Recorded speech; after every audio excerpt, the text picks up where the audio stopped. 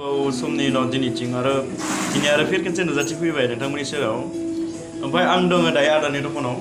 जोंहा न' खाथियावनो जायो गोदानै अपेनिं खालामदो नोंथांमोना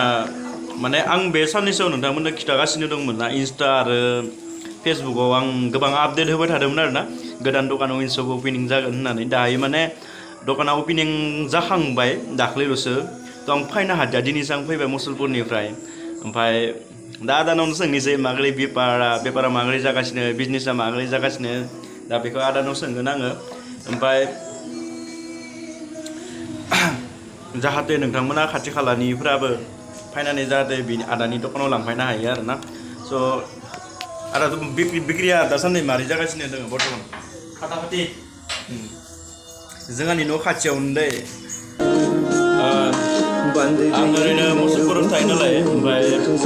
मुसलपुरनिफ्राय दिनैसो फैखादो दखान गोदान होदो होननानै खोनानायखाय दिनै आदानि दखानाव आं हाबफैबाय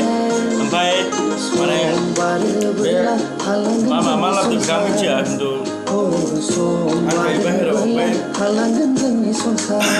सम मोना आरो बिदि बारा भिडिअ लाबोनो सोंना लानोसै मा मोननाय जायो मा मोना माइलाय मिथाइ जालायनोसै बेनो बिदाया ओरैनोलाय आं मुसलपुराव माने बिनिफ्रायसो फैखादों नालाय बे मिथिखागौ ओमफ्राय दा माने गावनावनो सोंना लादो मा माल मोनो इयाव माबाय खेबसे A to Z दामि खम दामि कान्ट्रि स्पिड वाइन शप माने अल इन वान खौनो मोनगोन बेनिखायनो फै लोंफाय बयबो जोंनि रङियानिफ्राय मथा मथि 5 किल'मिटार जागोन ना सिनिमारा 6 किल'मिटार सिनिमारा बुङो जोंनि गामिखौ ओमफ्राय रङियानिफ्राय 6 किल'मिटार जागोन आं ओरैनो गामिखौ कुनु दिन गावनि इउटुब चेनेलाव बुङाखैमोन दिनैसो बुंबाय गामिया जोंनिया सिनिमारा रङियानिफ्राय 5 किल'मिटार गोजान जागोन थ' सिनिमारा सकावनो मोनगोन आरो ना ओंखाय आंथ' इदि भिडिअ लाबफेरा माने दिनै लाबबाय आरो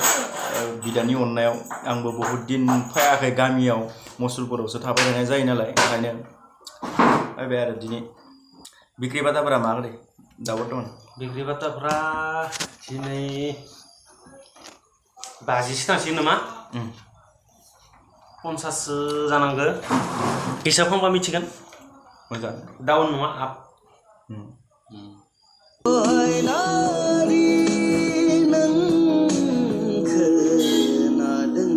1 2 3 go